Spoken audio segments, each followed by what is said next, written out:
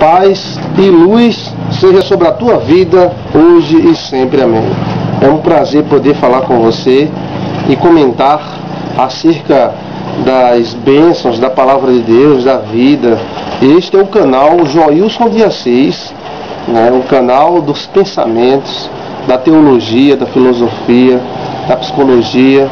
Então você sempre é o meu convidado para acessar o canal Joilson de Assis no YouTube e saber que lá no canal Joilson de Assis, www.youtube.com/use/Joilson de Assis, você tem também 4 livros à sua disposição totalmente grátis. Quando você entra no canal, tem lá os livros, é só clicar que vai para os livros, tá certo? Vamos falar acerca do Bereshit, princípio, livro de Gênesis. O livro de Gênesis, tão falado, tão comentado, é um dos livros mais comentados do mundo. É o livro de Gênesis, o primeiro livro da Bíblia, o livro do princípio. Por isso o nome Bereshit. No princípio criou Deus os céus e a terra era sem forma e vazia, e havia trevas sobre a face do abismo. E disse Deus: haja luz. Então, o nome Bereshit é no princípio, no início, princípio, ou no princípio. Como o livro se inicia? É o primeiro livro da Bíblia, faz parte do Pentateuco, ou seja, dos 5 livros atribuídos a Moisés. Segundo a tradição cristã, o livro de Gênesis foi escrito por Moisés.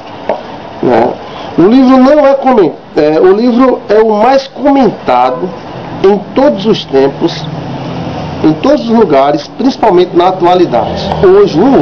Então, o livro de Gênesis é tremendo, é um livraço. A curiosidade, os nossos princípios, as nossas origens, faz do livro de Gênesis um livro de constantes pesquisas, um livro que serve de base para milhares de teorias e teses em todo o mundo. Muitas teorias e muitas teses tentaram até derrubar o livro de Gênesis, mas até hoje, até os dias de hoje, ninguém conseguiu derrubar as teorias do livro de Gênesis.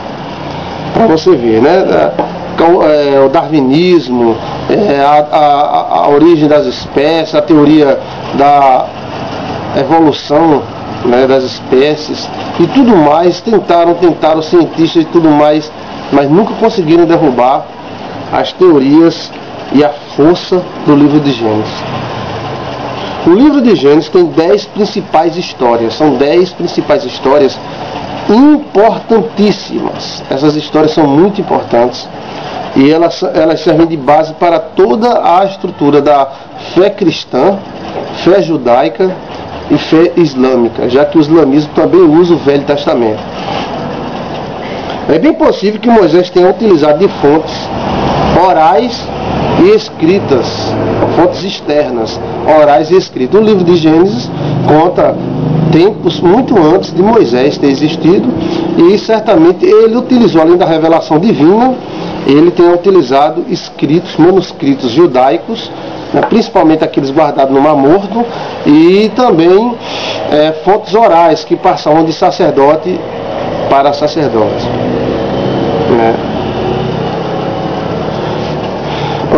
O livro de Gênesis faz um resumo, ou seja, é um livro de resumo, e ele é escrito poeticamente, como o livro de Jó, poeticamente. Então aquele livro de Gênesis é como se fosse uma cantoria, de cantadores de viola, ou seja, como se fosse cantando. No princípio criou Deus os céus e a terra, ou seja, aquilo ali é um resumo. Não quer dizer que houve só aquilo, mas que os principais fatos foram aqueles. Ou seja, de um para outro versículo pode ter milhares de anos, muitos anos. Um livro tremendamente falado em todas as religiões, porque fala das nossas origens, dos nossos princípios. Muitos atacam, mas até hoje ninguém conseguiu derrubar. Ao contrário, o que o livro de Gênesis fala A arqueologia não cristã tem comprovado a existência de cidades antigas, de povos, né? E as citações de cidades antigas, né? Como os antigos sumérios, né? Dos caldeus, a Caldeia e tudo mais, né? Padã Arã. Essas cidades citadas no livro de Gênesis foram encontradas e comprovadas que realmente existiram. No princípio criou Deus os céus e a terra. Assim começou o livro de Gênesis. E a terra era sem forma e vazia. Então, esse versículo 1 e o versículo 2, segundo a maioria dos teólogos, acredita que existiu um tempo muito grande, né? Outros acreditam que houve uma guerra, né, espiritual, e a terra foi destruída e depois reconstruída. Antigamente fez Deus os céus e a terra, e a terra era sem forma e vazia. Segundo a crença, Deus não faz nada sem forma e vazio. E o sol já existia, só que estava apagado. Havia trevas sobre a face do abismo, e essa palavra trevas denota presença demoníaca, né? Ou seja, dá uma intenção no original que havia presença de espíritos, a presença de seres não da luz. E Deus disse: haja luz, e houve luz, antes mesmo de ele acender o sol. Ou seja, antigamente fez Deus os céus e a terra. Então o céu é muito antigo, a nossa história é bem mais recente, né? Isso mostra que o centro das atenções de Deus nunca foi só o homem, né? O centro do universo, dos céus e da terra não é o homem, né? Existem anjos, exércitos angelicais, e esses exércitos nada mais são do que sociedades de Deus, né? Essa ideia que é Deus no céu sentado no trono, 5 anjos olhando para a terra, o cara aqui no pecado, tal, ele esperando o cara para jogar o cara no inferno, é muito pequena. Deus é muito grande, suas criaturas incontáveis, os seus exércitos incontáveis. Então Deus veio e interviu nesta terra e disse: haja luz, porque Deus não faz nada em trevas, Deus só faz na luz, né? Os dias, aí então o primeiro dia, o segundo dia, e os dias no livro de Gênesis pode ter sido de 24 horas, literalmente, mas como o sol ainda estava apagado e foi acendido, né? Haja luminares, tal, isso depois de haver algumas criações, os dias podem ser períodos, né? Ou seja, períodos. Foram colocados o nome de dias, mas não é dias de 24 horas, podem ser períodos grandes. Isso não dá margem à evolução das espécies, não. Mas sabemos que esse dia pode ter durado um mês, pode ter durado 10 anos, e pode ser 24 horas mesmo, porque Deus é poderoso para isso. O poder de Deus é muito grande, né? Porém, eu, pessoalmente, e grande parte dos teólogos acreditam que esses dias da criação são períodos de tempos que poderiam ter durado 2, 10, 5 mil anos de formação, né? Ou seja, não dá para a gente dizer foi assim. Porém, nós acreditamos que tenha sido assim. Sabemos que o tempo pertence a Deus, e ele poderia fazer em 24 horas, tudo isso, podia fazer em 1 hora, né?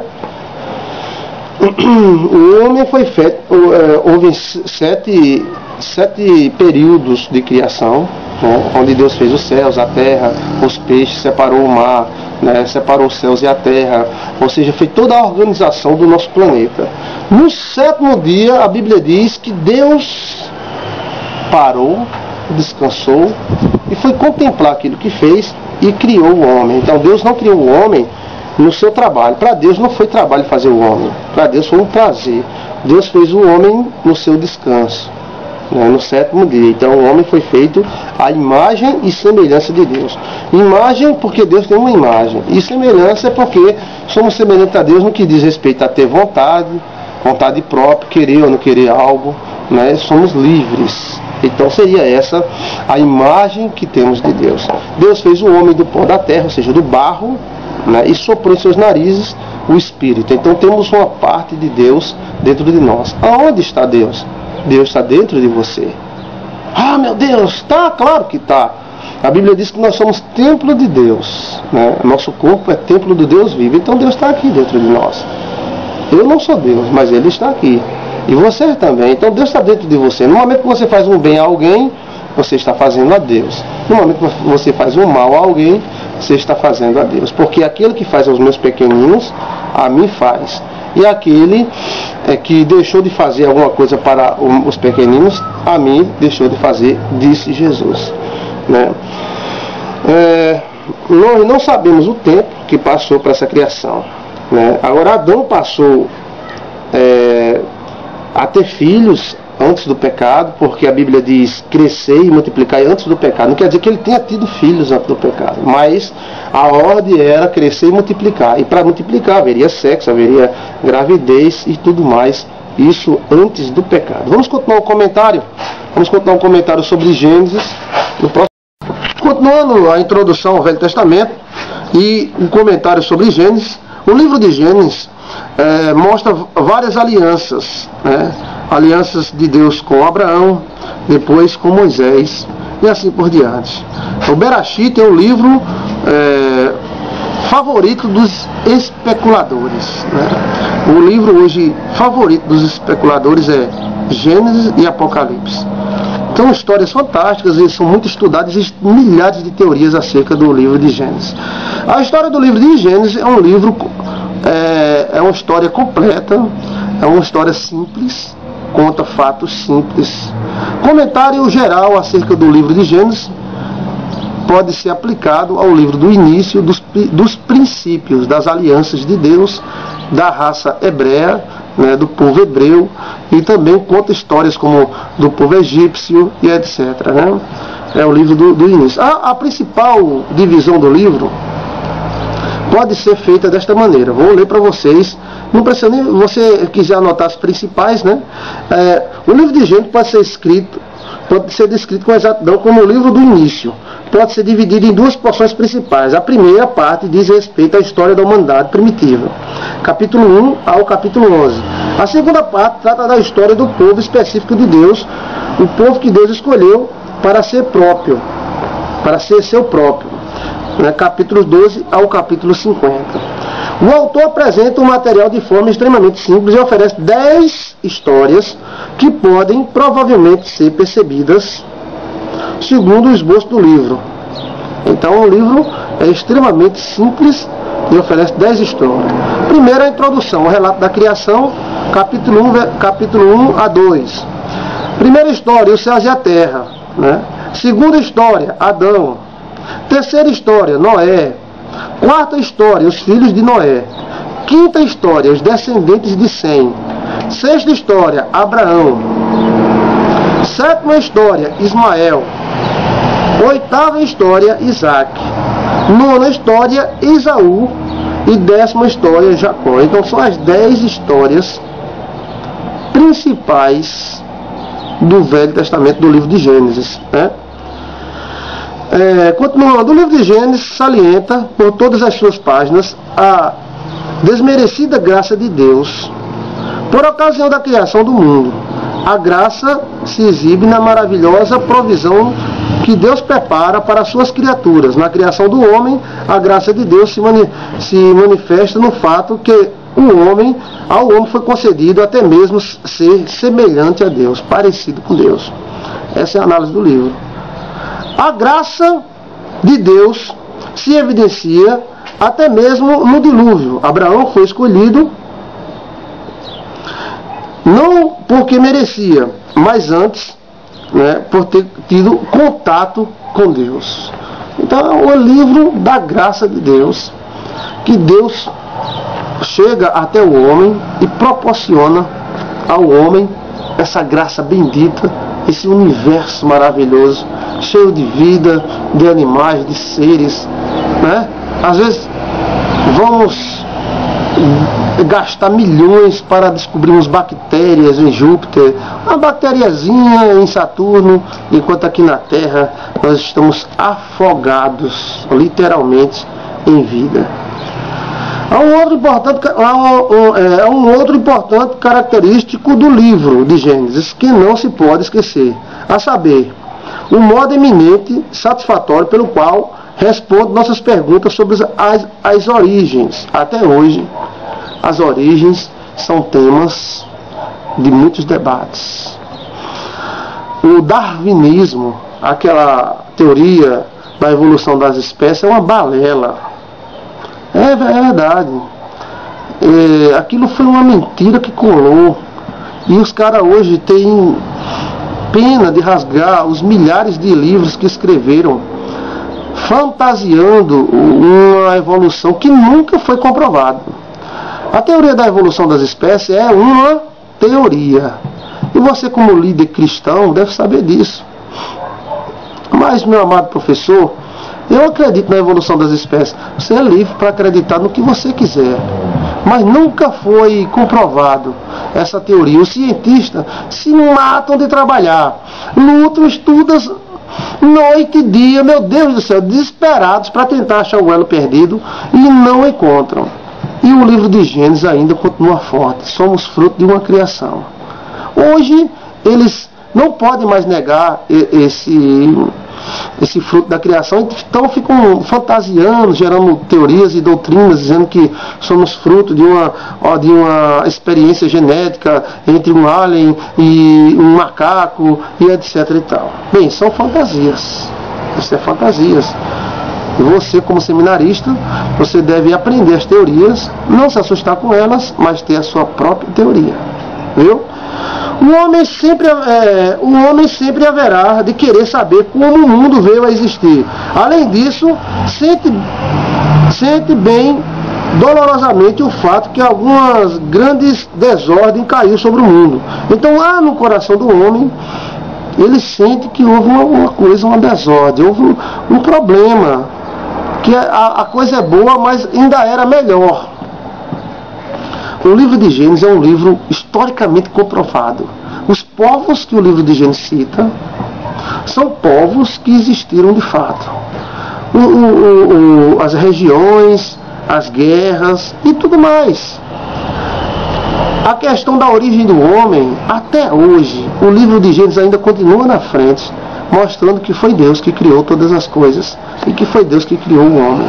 E o homem, tentando desmentir o livro de Gênesis, até hoje não conseguiu rasgar uma folhinha dele, porque essa palavra do livro de Gênesis ainda continua forte o suficiente para esmagar qualquer teoria. Pensávamos no tocante de humanidade, pensávamos que éramos símios, Australopithecus erectus, macaquinhos erectus. Mas quando nós olhamos para o passado, quando olhamos para as antigas civilizações, percebemos quão grande era a ciência das civilizações. Há uma desconfiança que, ao invés de evoluirmos como o darwinismo, Charles Darwin disse, nós evoluímos. Ou seja, as civilizações antigas demonstram ciências superiores à que nós conhecemos hoje. Ficamos contentes porque inventamos uma televisão e tal, mas uma pirâmide ainda continua nos assustando com o grau de perfeição aritmética, geométrica e de construção que essas pirâmides têm. Pedras polidas, cortadas, que parece que foram feitas com máquinas ou com alguma ciência que nós não compreendemos. Então, os povos antigos, que eu acredito que esses povos que existiram na antiguidade e que essas construções são construções pré-diluvianas, ou seja, construídas pelos povos antes do dilúvio, essas construções mostram que nós sempre fomos inteligentes. E a humanidade era mais inteligente ainda do que hoje. O que aconteceu hoje foi um acúmulo de conhecimento. Nós acumulamos o conhecimento e esse acúmulo nos proporcionou a ciência. Mas que existia uma ciência muito grande e que essa ciência era de fato algo extraordinário. Deus é ciência e todas as suas criaturas são dotadas de ciências incríveis. Ciências que comprovam que essas criaturas que Deus fez têm uma parte do seu caráter, do seu gênio, né, da sua genialidade, né, da sua capacidade de invenção. Então o livro de Gênesis é espetacular.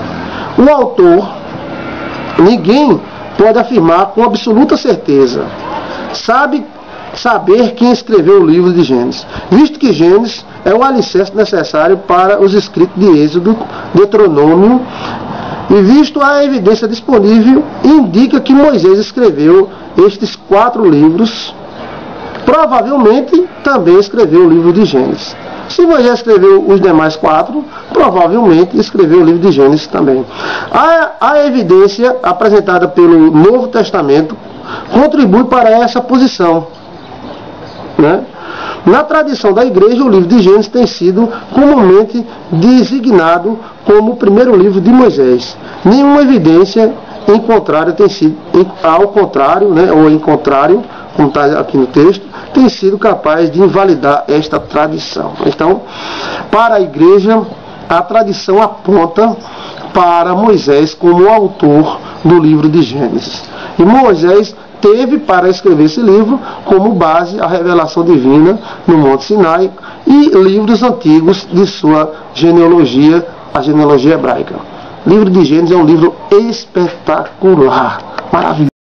Deus vos abençoe em nome do Pai, do Filho e do Espírito Santo. Seja bendito, abençoado, que o teu caminho seja muito iluminado. Seja sempre bem-vindo ao canal Joilson de Assis. No canal Joilson de Assis, é só colocar no Google, né, Joilson de Assis, aparece Joilson de Assis Chanel, a primeira opção. Então você clica lá, Joilson de Assis Chanel, e você vai ter várias palestras para você, né, centenas de palestras para você, e livros grátis. Enigma dos Sonhos, né, livro de filosofia cristã, como evitar problemas, são livros que já foram lidos por milhares de pessoas. Você é o meu convidado especial. Vamos fazer um comentário acerca de Abraão, o pai da fé. Ora, disse ao Senhor a Abrão, que ainda era Abrão: sai da tua terra, da tua parentela e da casa do teu pai, e vai para a terra que te mostrarei. E te farei uma grande nação, e te abençoarei, e te engrandecerei o nome. Sê tu uma bênção. Abraão é o grande personagem da fé, citado, amado e respeitado por todos os cristãos, né, judeus e ismaelitas, né, porque é o pai dessa grande etnia, o pai da fé e da religião judaica, da religião ismaelita, né, e, consecutivamente, pai da religião cristã, do cristianismo, né, da religião cristã. Abraão é o pai da fé, vem de uma geração muito grande, né? Abraão era filho de Terá, né? E de Naor, bisneto de Sarug, Peleg, Afaxede e Eber. Eber é o parente mais famoso de Abraão. Eber, da onde vem o nome os hebreus, né? Vem porque eles são filhos de Eber. Abraão, pai da fé, ele residia em Ur dos Caldeus e foi para Padã Arã, uma cidade próxima acima. Ur dos Caldeus, Padã Arã, essa região é uma região muito antiga, onde havia muitas civilizações antigas, né? Há uma grande desconfiança que Abraão tem origem sumeriana, né, ou Baidas, que o povo Baida foi um povo que viveu antes dos sumérios, né, e os sumérios viveram naquela região de Ur, de Padã Arã. Bem, eles eram conhecidos como os marrons, né, os roxos, aliás, porque eles tinham uma tonalidade roxa, no caso dos sumérios. E há essa desconfiança, se não Abraão veio deste povo, mas a sua esposa teria vindo desse povo. A grande civilização naquele lugar mostrava um grande avanço científico e conhecimentos de astronomia, astrologia, uma coisa muito aperfeiçoada, muito aperfeiçoada. O pai Abraão fez um pacto com Deus, né? Deus chamou ele e ele fez um pacto, e nesse pacto Deus prometeu abençoar a geração de Abraão, tornando a sua geração como a areia do mar e as estrelas do céu, ou seja, um número muito grande. Engrandecerei o teu nome, né, e te abençoarei. houve um pacto chamado Aliança Abraâmica, e essa aliança, ela teve até um sacrifício, onde Abraão fez esse sacrifício a Deus, e Deus honrou este sacrifício e abençoou toda a sua geração. A geração de Abraão, segundo a teologia e a minha crença pessoal, é todos aqueles que creem. Jesus Cristo falou, dessas pedras, Deus pode levantar filhos de Abraão. Então os fariseus disseram, nós somos filhos de Abraão. E Jesus olhou para eles, vós sois filhos do diabo e quereis agradá-lo.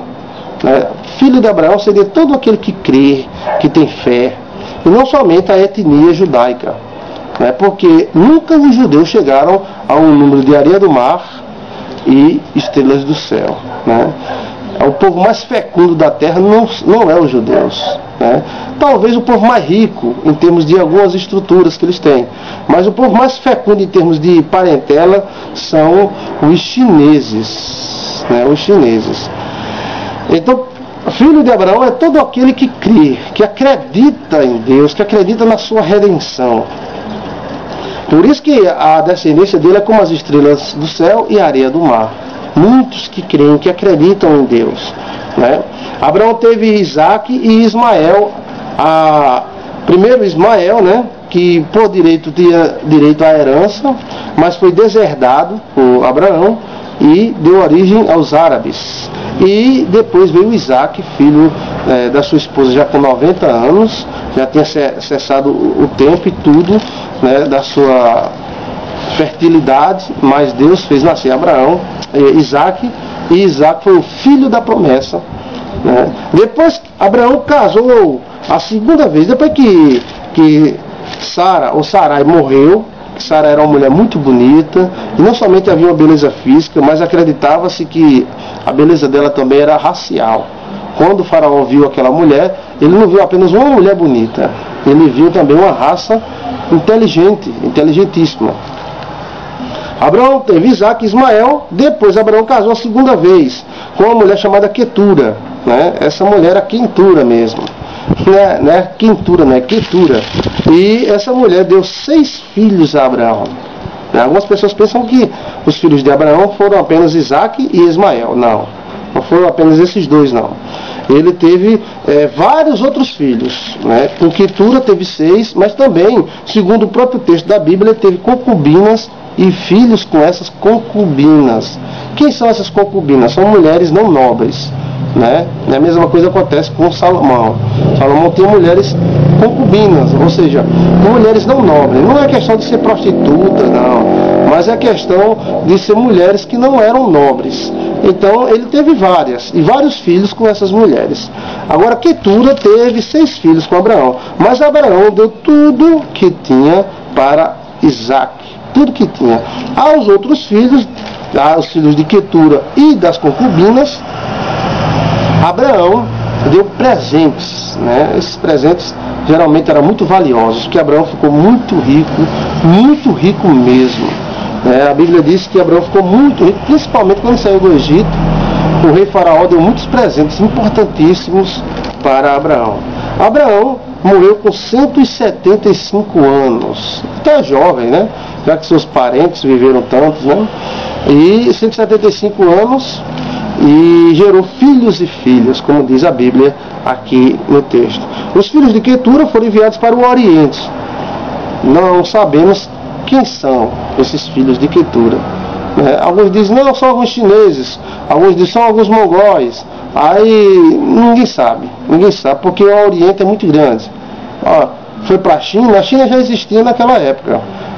Já existiam povos da China. Então nós não sabemos para onde foram esses 6 filhos de Quetura. Só que eles foram ricos e poderosos, que ganharam presentes de Abraão e foram para o Oriente. Pode até ser Arábia Saudita e outras partes também, junto com Ismael. Abraão deu origem a vários povos, não somente ao povo hebreu. O povo hebreu seria o povo da promessa, ou seja, aqueles que iriam trazer o Messias a este mundo. Abraão,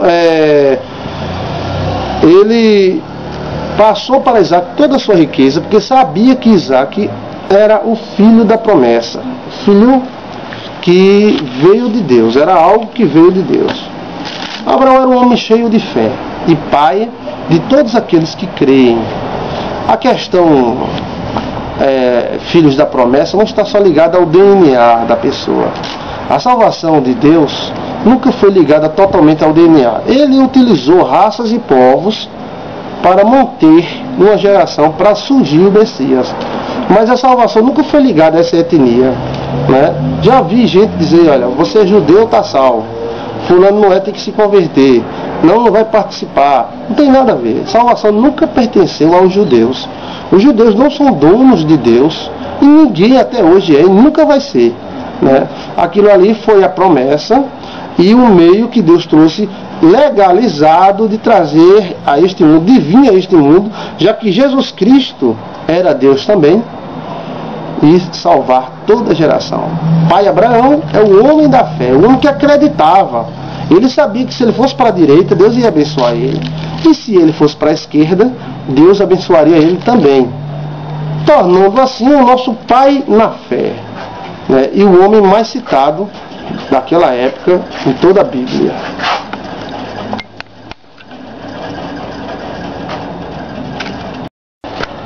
Caim, quando matou Abel, continuando no livro de Gênesis, Caim, quando matou Abel, poderia ter 500 anos e Abel 400. Imagina a geração desses dois, quantas pessoas não produziram.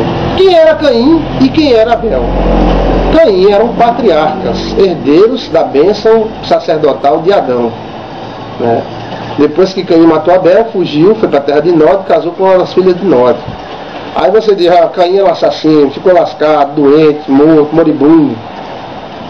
A Bíblia não mostra isso. Ao contrário. A Bíblia chega a dizer que Caim deu origem a uma raça violenta, porém muito sabida.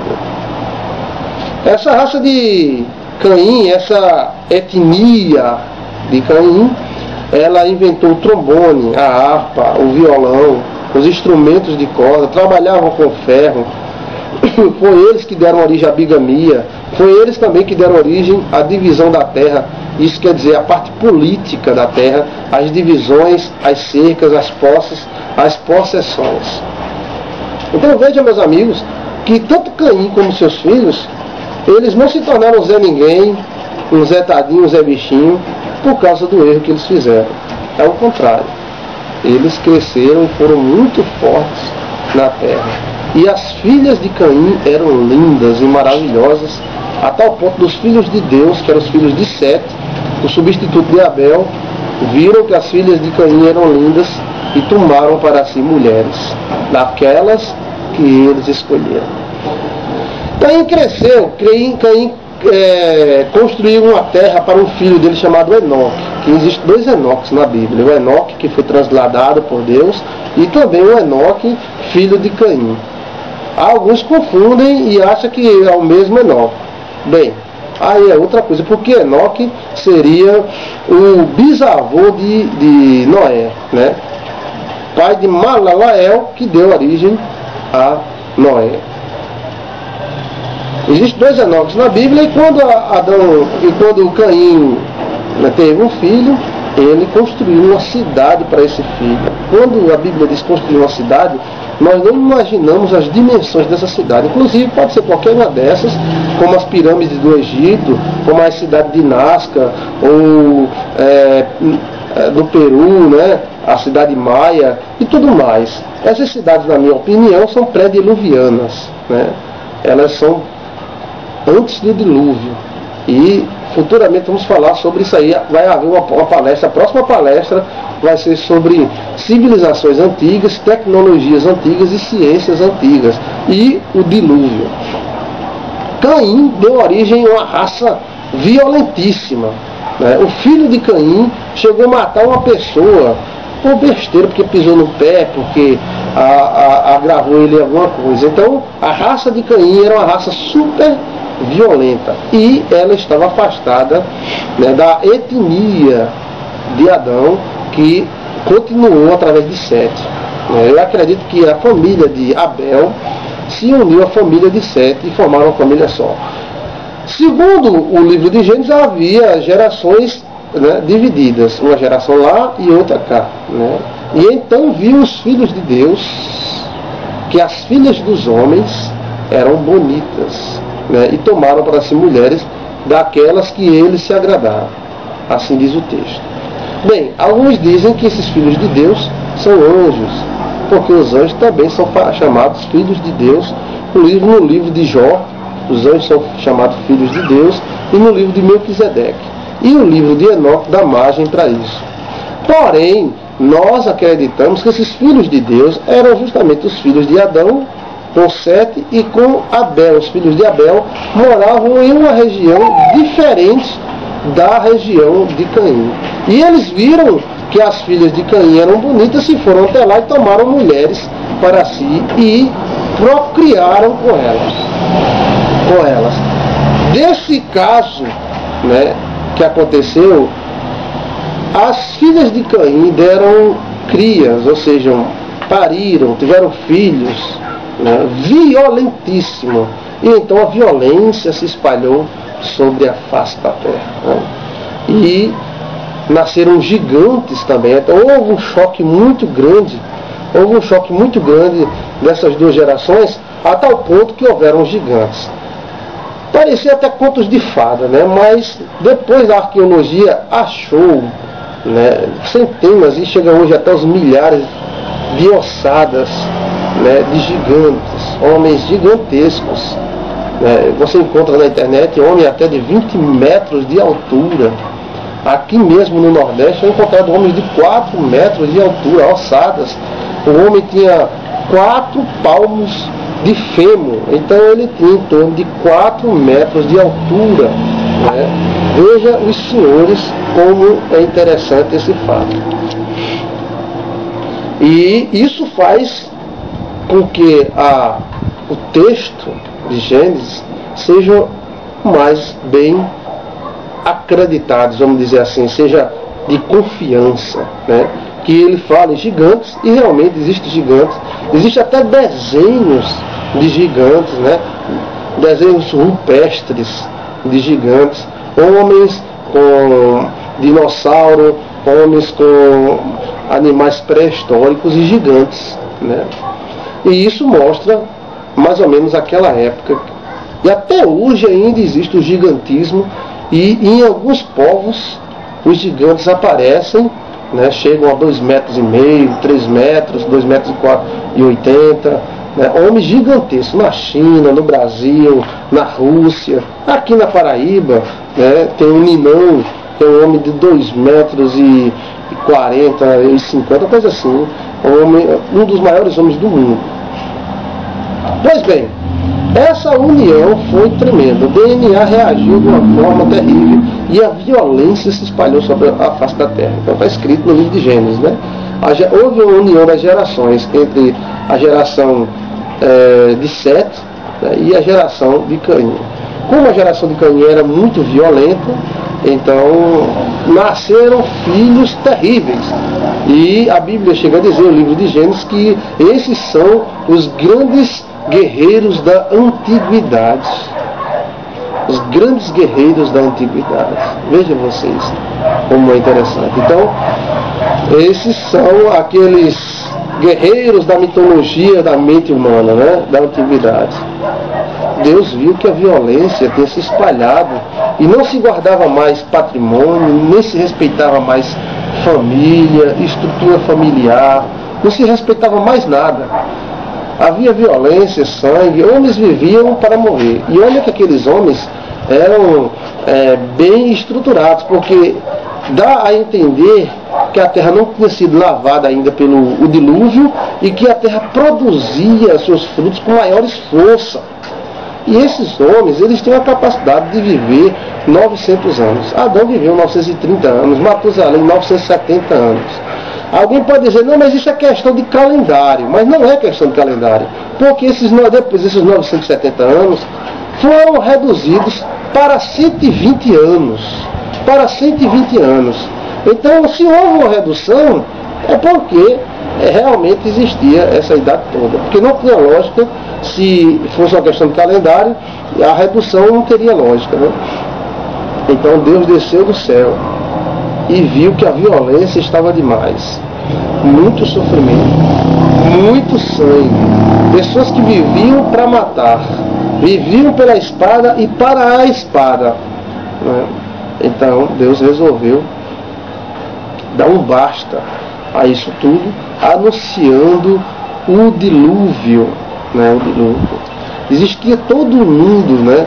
Essa época desse mundo antigo, pré-diluviano, alguns estudiosos datam de 1350 anos. 1350 anos são os estudiosos tradicionais. Porém, a maioria dos teólogos novos, eles acreditam que esse período pré-diluviano, ele data de 8.000 anos. Então, antes do dilúvio, teria acontecido 8.000 anos, e teria existido 8.000 anos, né? Ou seja, uma história de 8.000 anos. Para você ter ideia, de Abraão, né? De Moisés, de Noé até agora, né? Estimamos 4, 5 mil anos. Estimamos a história da humanidade, segundo os judeus, né? 6.000 anos, 7.000 anos por aí, né? A história da humanidade, né? E, segundo alguns estudiosos, eles datam 8.000 anos houveram entre o pecado de Adão e o dilúvio, né? E eles apresentam razões lógicas, porque se fosse 1.350 anos, como alguns dizem, alguns dos patriarcas ainda estariam vivos, né? Terminando essa palestra, e vamos para a próxima, afirmamos que Caim casou com a filha de Nod, que era um rei da época, da terra de Nod, e que na época existia tanta gente, que ele ficou até com medo de ser confundido e morto por acaso. E Deus colocou um sinal para que ninguém o matasse. E existia reinos, terras, poderes, poder político e tudo mais. Vamos para a próxima palestra sobre o livro de Gênesis. Paz e luz seja sobre a sua vida, hoje e sempre. Amém. Continuando falando acerca do livro de Gênesis, né? Paramos ali na queda que o homem teve, né? Você já parou para imaginar, se não houvesse na Bíblia o livro de Gênesis, como ficaria vazia a nossa ideia do mundo, de Deus? Já parou para pensar? Tente excluir o livro de Gênesis da sua mente, para você ver que vazio profundo e grande vai ficar.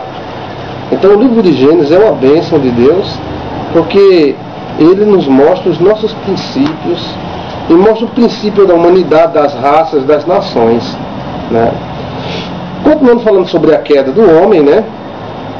Adão caiu, né? E quando Adão caiu, ele foi tomado pela terra, segundo a Bíblia. Essa palavra tomado quer dizer, ele ficou sujeito às leis desse planeta, dessa terra. Então ele não era sujeito. Então isso nos mostra que Adão tinha realmente super qualidades, poderes para dominar esse planeta todo. Eu fico imaginando Adão indo daqui para os Estados Unidos, para a Inglaterra, com um jumentinho, bora roxinho, né? Ou ele dominando esse planeta a pé, né? Vamos lá para o Ceará, vamos lá para Rondônia. Imagina os senhores, como é difícil essa ideia. O livro de Gênesis aponta para uma conversa, uma possível comunicação entre o homem e o animal. Porque quando a serpente falou com Eva não se assustou. Então os animais falavam. Porque imagina, se nenhum animal fala, de repente o animal diz: oi, bom dia, tudo bem? Que susto a pessoa não teria. Então, quando Eva foi indagada por Lúcifer, encarnado na serpente, ela não se assustou. Ela conversou, respondeu, ouviu, respondeu. Quando Adão caiu, essas qualidades, essas capacidades se perderam, porque pela terra fosse tomado. Adão perdeu o direito de beber do rio da vida que existia no jardim do Éden, e perdeu o direito de comer da árvore da vida, para que não vivesse eternamente em pecado e se destruindo em pecado. Então foi proibido essa entrada do homem ao seu antigo escritório.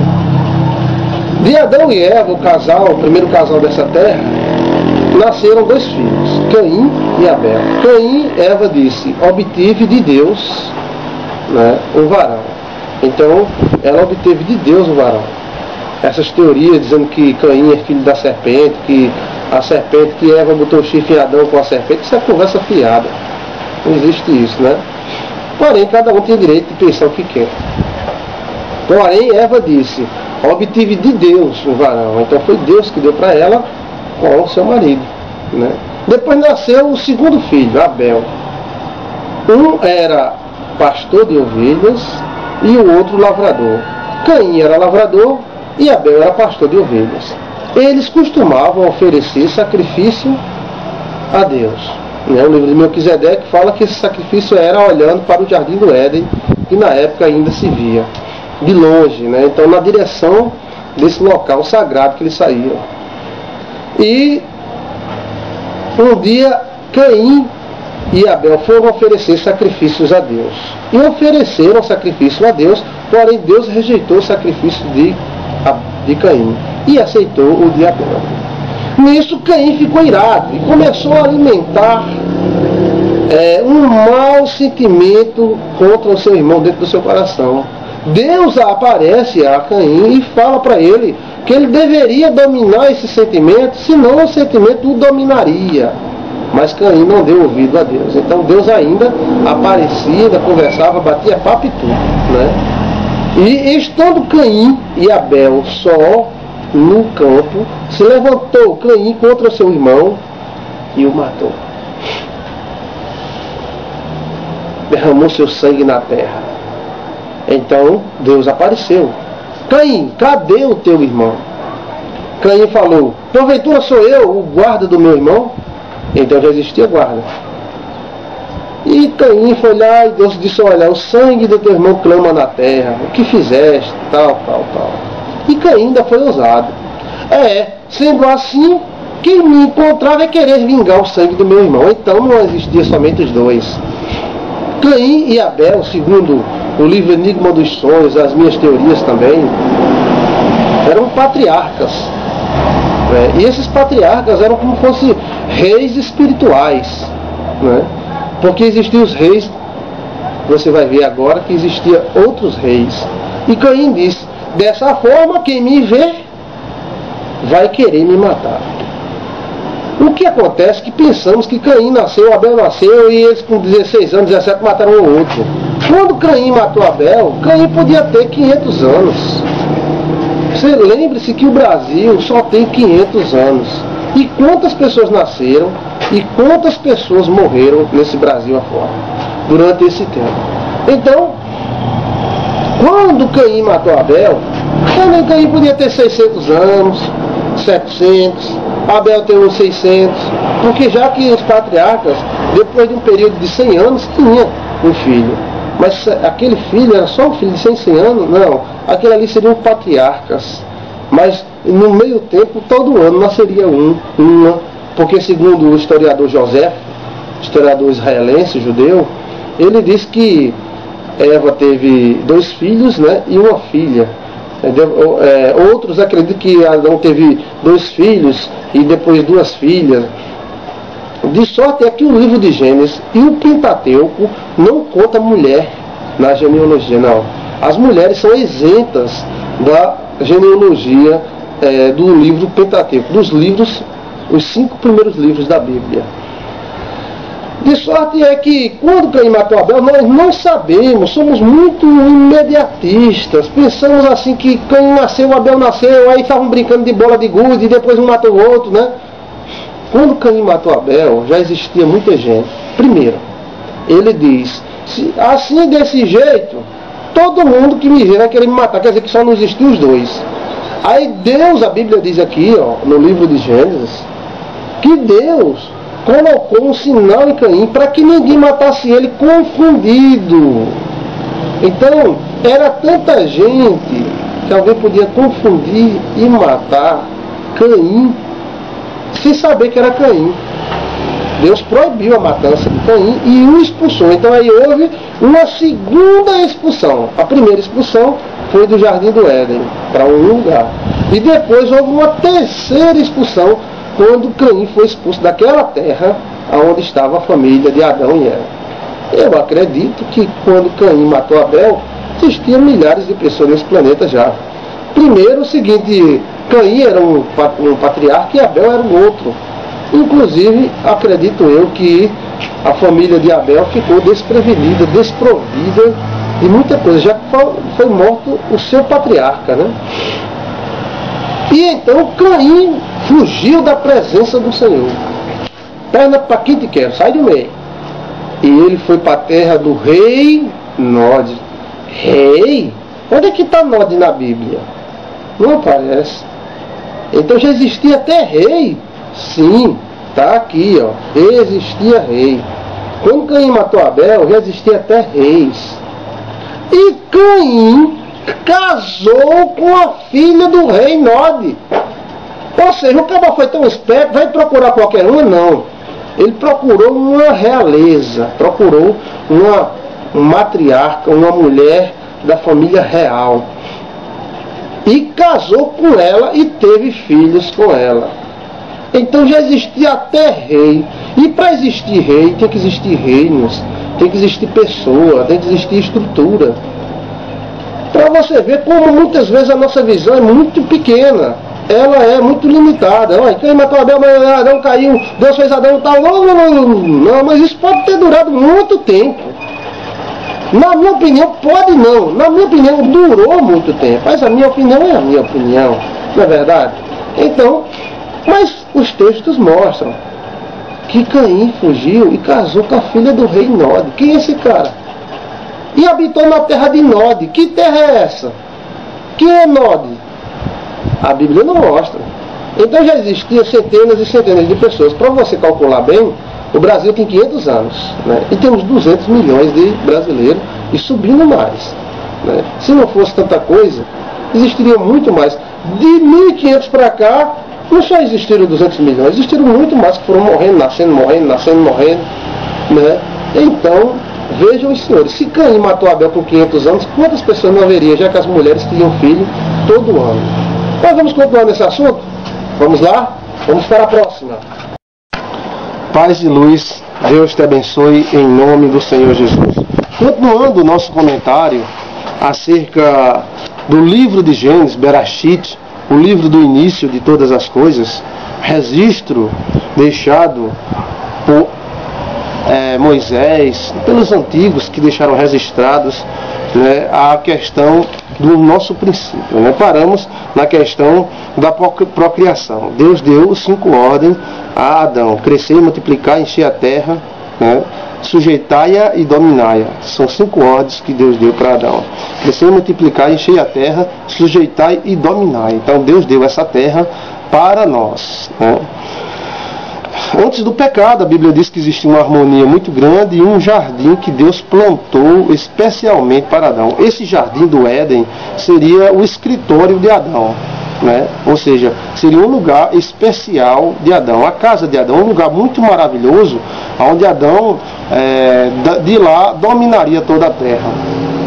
Adão era o chefe desse planeta, o Jesus Cristo desse planeta, né? Como Jesus Cristo foi o segundo Adão, né? E nenhum mal e nada traía nesse planeta se não passasse por Adão. Ele era o responsável legal pelo nosso planeta. Adão teve saudade, né? Ou seja, se sentiu só. E Deus fez para ele uma adjuntura. Ou seja, Deus fez para Adão, Eva, a sua mulher querida. Registros como o livro de Melquisedeque fala que Deus fez uma mulher, né, com cheiros de rosas para Adão. E Adão se apaixonou por Eva de uma maneira incrível. Era a amada dele. Eva foi feita da própria carne de Adão, tirando-se uma parte da sua costela. Deus fez Eva para Adão e ambos viviam em harmonia. Eles podiam crescer, podiam multiplicar, havia o sexo, havia família e havia tudo que hoje tem, somente com um grande detalhe. Qual é o grande detalhe? não haveria o pecado, não haveria a destruição, a morte, a tristeza, não haveria. Então, tudo isso que nós temos hoje, inclusive a tecnologia, existiria se não tivesse acontecido o pecado. O pecado não nos evoluiu em nada. Ao contrário, ele nos atrapalhou. E Deus plantou no Jardim do Éden todas as qualidades de sorte de plantas boas, gostosas, maravilhosas. E Adão, segundo o livro de Gênesis, era herbívoro, ou seja, ele não comia carne. Só foi dada a Adão a ordem para comer carne, depois, só foi dada ao homem, né, aos Adões, a ordem para comer carne somente depois do dilúvio. Então Adão tinha no Jardim do Éden toda a sorte de plantas maravilhosas e gostosas para comer. Somente Deus colocou uma oportunidade do homem querer servi-lo ou não, que era justamente a árvore do jardim do bem e do mal. Essa árvore no jardim, a árvore do bem e do mal, ela consistia em um sistema. Se Adão comesse dessa árvore, ele iria admitir, né, nesse planeta que ele comandava, um sistema misto entre o bem e o mal.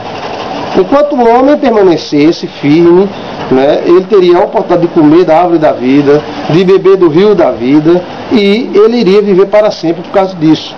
Segundo a teologia, eterno é só Deus. Os anjos e tudo que Deus fez depende de Deus para permanecer eternos, para permanecer para sempre. Então, o rio da vida era justamente o rio da renovação de Adão. Então, Adão vivia um certo tempo, ia lá e bebia aquela água, ficava renovado novamente, comia daquele fruto da vida, tinha vida, né?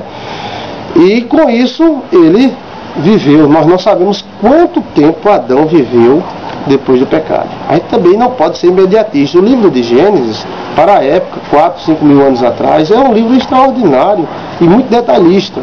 Mas hoje nós queremos as coisas mais detalhistas ainda. Mas o que tem no livro de Gênesis é suficiente para nós sabermos o que aconteceu. O homem não sabe quanto tempo Adão viveu, sabe que ele viveu 930 anos. Agora nós não sabemos se esses 930 anos são depois do pecado ou ele viveu desde que Deus fez até a sua morte, 930 anos. Mesmo assim, 930 anos é muito tempo. Porém, eu acredito, né, nas minhas limitações de pensamento, que esses 930 anos foram depois do pecado, né? Que antes Adão pode ter vivido muitos anos, né?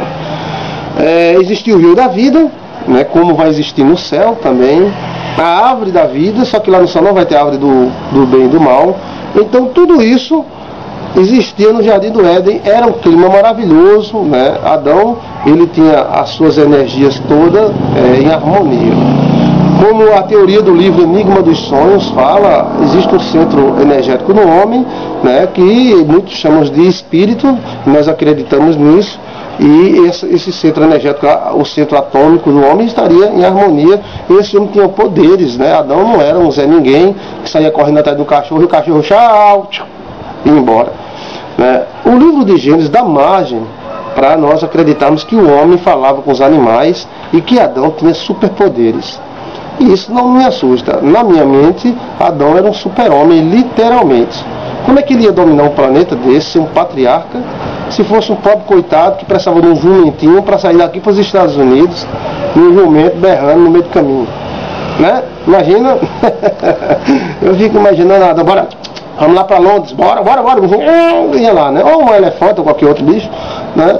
Não, mas Adão, na minha opinião, ele era um homem tremendo, era um homem maravilhoso, ele tinha poderes incríveis, e esses poderes é dado por Deus.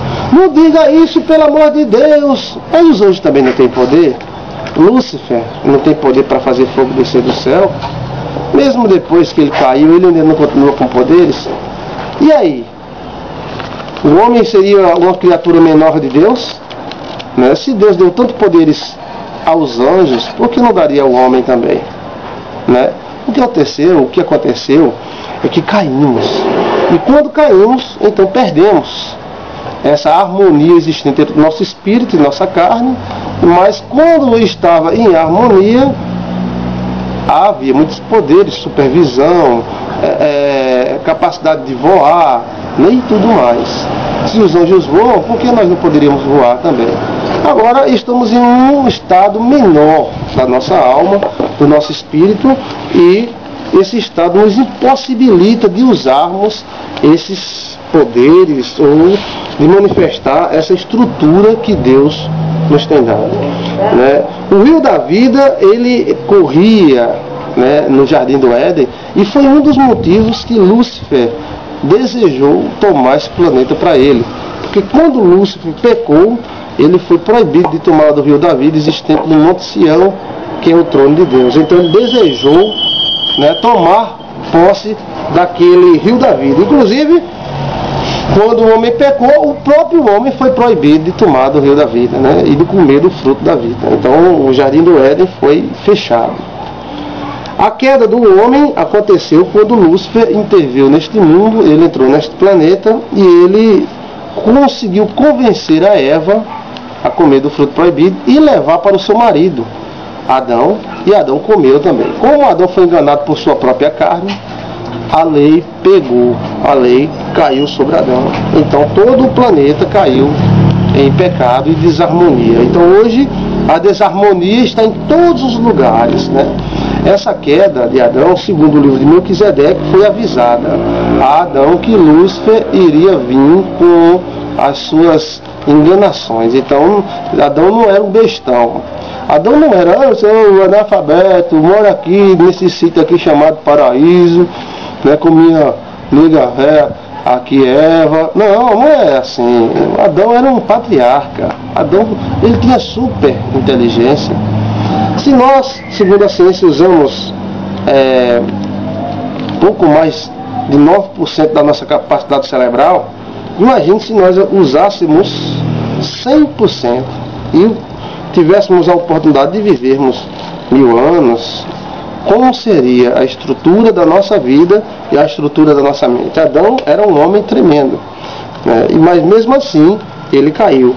E se Adão tinha esses poderes, os anjos também do céu não tinham e também caíram, né? Lúcifer não tinha todo esse poder, toda essa inteligência e também não caiu. Quer dizer que a queda não está intimamente ligada à inteligência, mas à questão do comportamento, né, dos instintos, da natureza e do engano. Eles comeram fruto proibido. Esse fruto proibido podia ser qualquer fruto, uma manga, uma jaca, uma banana, uma maçã. A tradição diz que foi uma maçã, porque a maçã é gostosa, né? Mas quando ele comeu, então ele caiu em desarmonia e a terra reagiu de imediato.